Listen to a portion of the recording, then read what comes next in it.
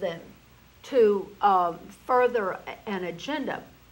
But one thing, I had just found a little quote about the fluoride thing. I'll just have to pull it out of my head here. But this was from an encyclopedia 1990, and they were conducting some experiment about the danger of fluoride. And it said that there was no conclusive evidence of significant chances for cancer. It's like all of these qualifying terms. No significant chance for cancer. But you go, so what is a significant chance? What about a little bit of a chance? What about an increased chance? Do you want to like just say, oh, it's increased, but who is to say what's significant?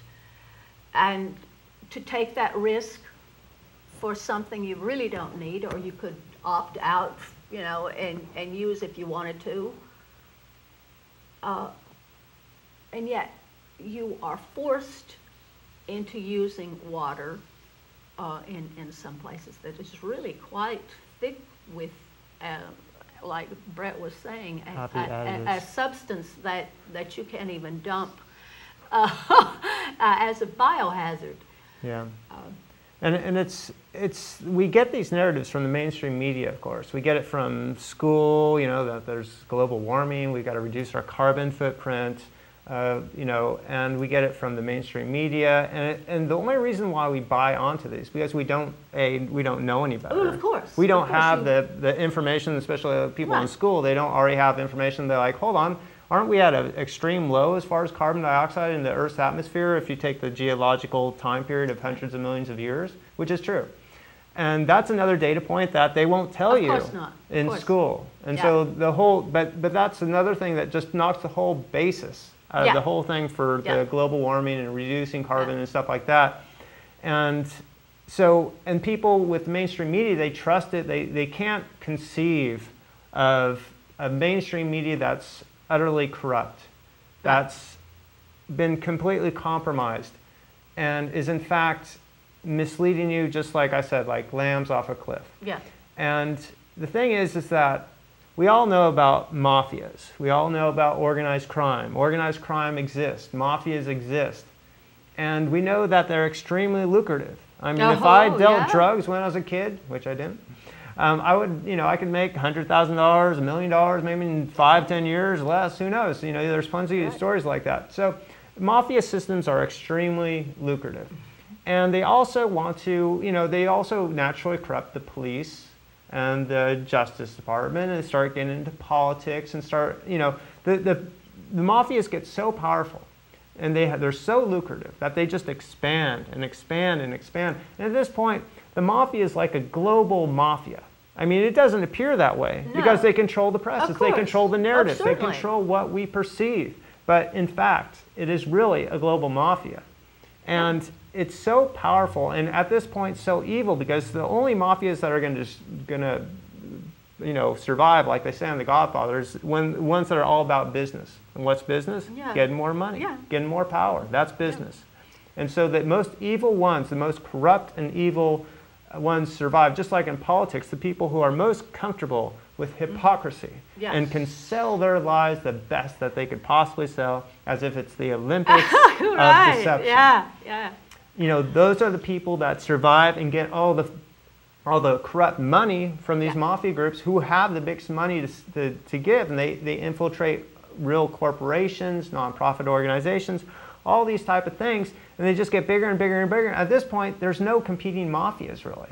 There's a global mafia, and they are controlling the narratives and leading us straight off a cliff for their benefit. They want to subvert us physically, economically, and mentally. And they're after our schools. I mean, this is for decades and decades and decades. This has been happening for a long time. You're starting to go into the new globalization.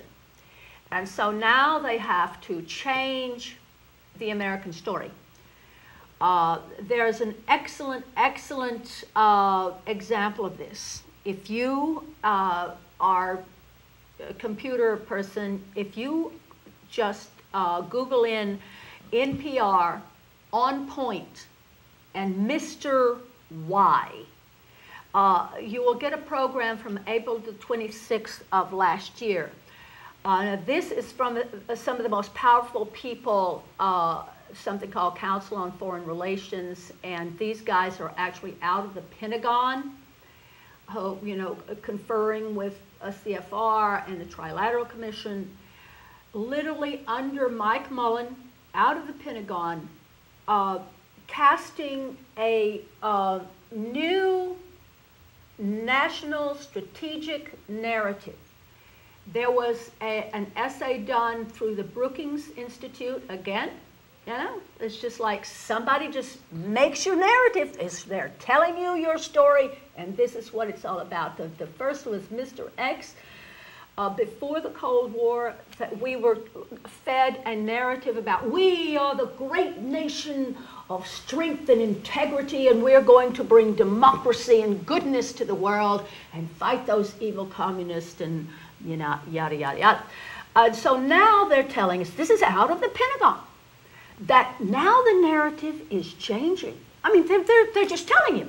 We're telling you what your story is. Now change your mind. This is your new story. And it's about sustainability now. It's about globalization. And what does the Pentagon have to do with narratives? I mean, who is the Pentagon to be giving narratives to the public? I mean, the Pentagon, they're military. Why is the military messing with our public knowledge? With what? Why is anybody involved with narratives? Because they know how powerful they are, and they know if you don't have the people on board with the agenda, then you have a really big problem to deal with. And so it reveals the cynical nature of power and how they're manipulating us, not for our benefit. Right. I mean, if the media just took the information out there and the Pentagon just of course shouldn't be involved with any kind of narratives whatsoever. I mean, why would the Pentagon be involved with narratives unless it's a cynical thing against the public, treating us like an enemy, like they own, like the rancher owns the lambs and wants the meat. Yes. You know? And we've got to teach the sheep how to get into the next pasture. Exactly. And so when you have the Pentagon talking about narratives, you know there's something severely wrong. when you find thermite which is a military-grade explosive, in the all known dust samples of 911, you know there's something terribly wrong. Yeah. When the news media does not report about narratives from the Pentagon and says, what the hell is the Pentagon doing with narratives? Or that thermite's been found in the dust of the World Trade Center bombings, or not the bombings, but the 911. Or when multiple bombs were found in the Oklahoma City bombing, the federal building. And it was reported the first day on local news, but nope. Everybody said no. That's not part of the narrative. We have a single person bomb, doing a truck bomb. That's it. That's the narrative. They didn't mention anything more about the multiple bombs that were found that day. Exactly, because this is the story we want to tell people, and we don't need any of this extraneous information. Don't care whether it's true or not. This is the story we want people to take away, and they know.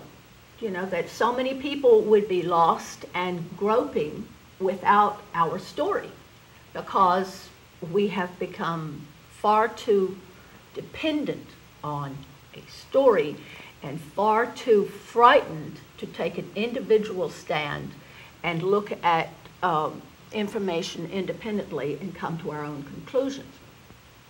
There was something you just mentioned that I was going to say. So jump in if you can think of something. I know. It was, I just wanted to throw in a narrative that we're also familiar with, which is, of course, American exceptionalism. I wanted to, make sure that got into the conversation, because everybody has heard American exceptionalism. Everybody has felt American exceptionalism. But don't you understand that every country has its own version of American exceptionalism? Ask yourself, what did you do? What have you done to be exceptional, more than the other people in the world. You know, it's just a narrative. I mean, it's wonderful to feel good about yourself, but when you create a narrative that can make people not just feel good about themselves, but feel hateful and demeaning toward others, that's when it becomes extremely dangerous, and that's when it becomes used by power to get well-meaning people to do truly heinous things. I mean, just look at Germany. These are educated, supposedly sophisticated, civilized people.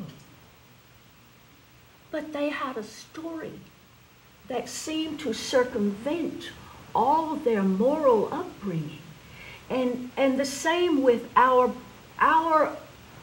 willingness to just not look at what's happening in the Middle East today, at the drones, at all of the horrible things that our military is doing. And we think of this as ours, not ours.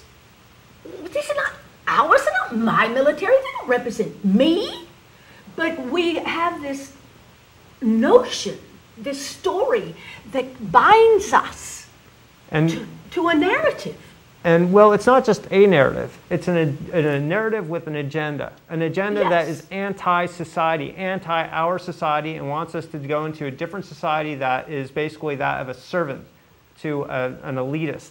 And we need to change the narratives to be on reality. And if you look at a documentary called The End of America, remember that, The End of America, look that up, and you see the narrative that is shown in that, you've got to say, hold on, which one's more accurate?